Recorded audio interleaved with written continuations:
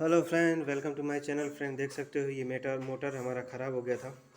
बहुत दिन से किसी ने खोला नहीं, तो इसको हम सर्विसिंग के लिए लेके जा रहे हैं। दो मोटर हैं, एफसीयू का है, एचवीएसी का, एफसीयू का।